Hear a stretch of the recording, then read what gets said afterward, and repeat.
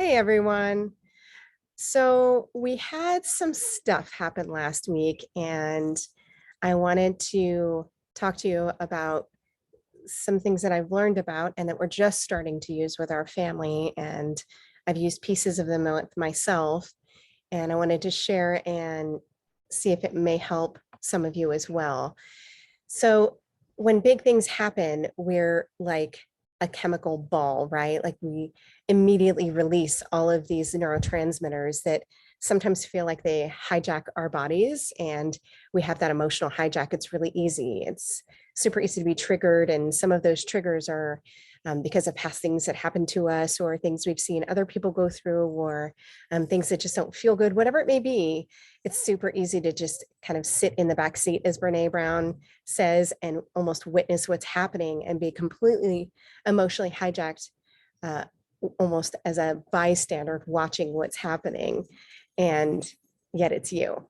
So back to us, we had some stuff happen last week, and Kai and I were talking through some ways to cope with this and deal with this in real time. And so one of the things that we talked about is by giving your emotion a name. And the nice thing about giving your emotion a name is that it separates that emotion from you. And one of the pieces about that is that the name that you choose shouldn't have an emotional connection to it. So it shouldn't be someone you don't like, or it shouldn't be a negative name somewhere, because that's going to rewire and, really establish something that we don't want.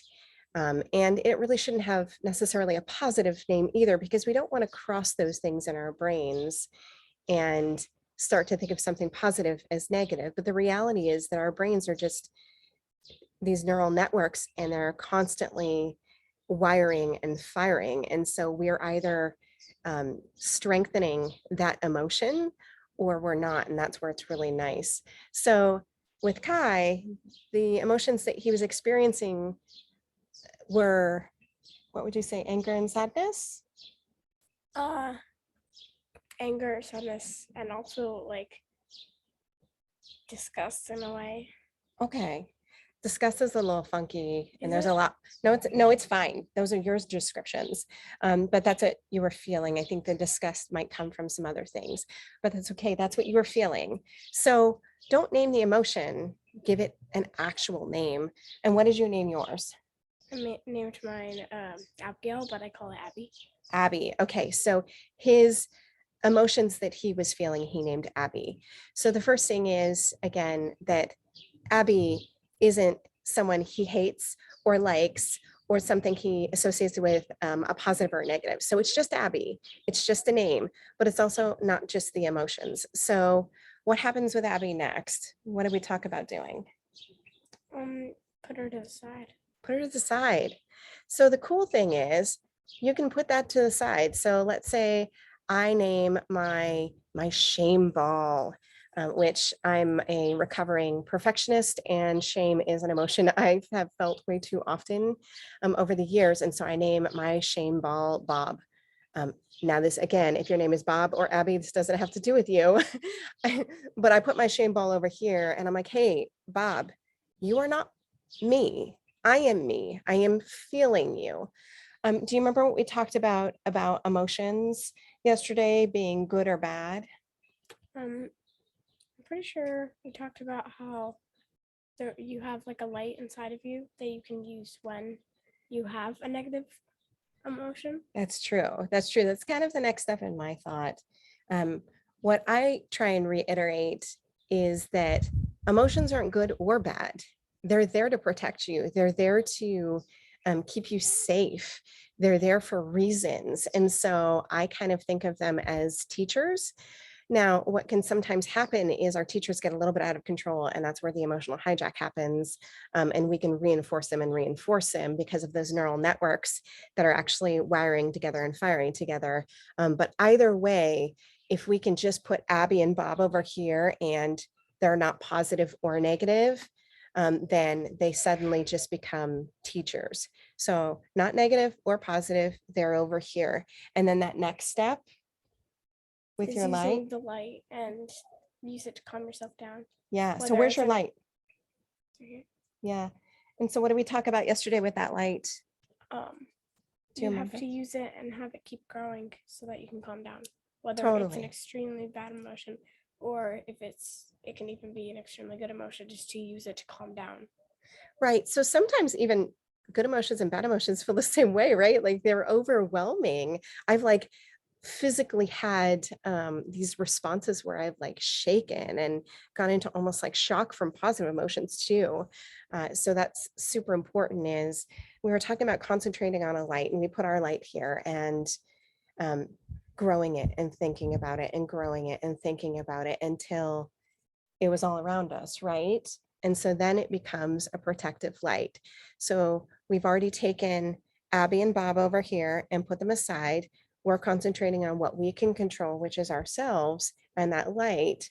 And then from there, later on, what can we do? Well, once you keep growing it, like remember. Sorry, there's no right or wrong. It's just what you remember from our conversation. I should remember you have to put Abby to the side, and what like even if you like you don't hate her, not because of that, you're not like keeping her away or something. You're just putting her to the side or whoever, and you have to use your bright light and keep growing it so that you can calm down. Yep. And then after that, you can, when you're calm or you're ready for that next step, you can ask Abby, what did Abby have to teach you? And so that's kind of that last step. And maybe we didn't talk about that part enough. And so I'm glad we're talking about it right now. Is go back to your emotions at the end when you're ready, not before you're ready, and say, okay, what is Abby or Bob or whatever, what is that emotion trying to teach me, and what was I supposed to learn from that? Because you don't want to just walk around pretending like nothing's happening or like you're not feeling these emotions. And there's a whole bunch of research talking about toxic positivity, which I actually do not endorse at all. So those are there to protect you. They're there for your brain, actually deep in your brain. It's called your deep limbic system.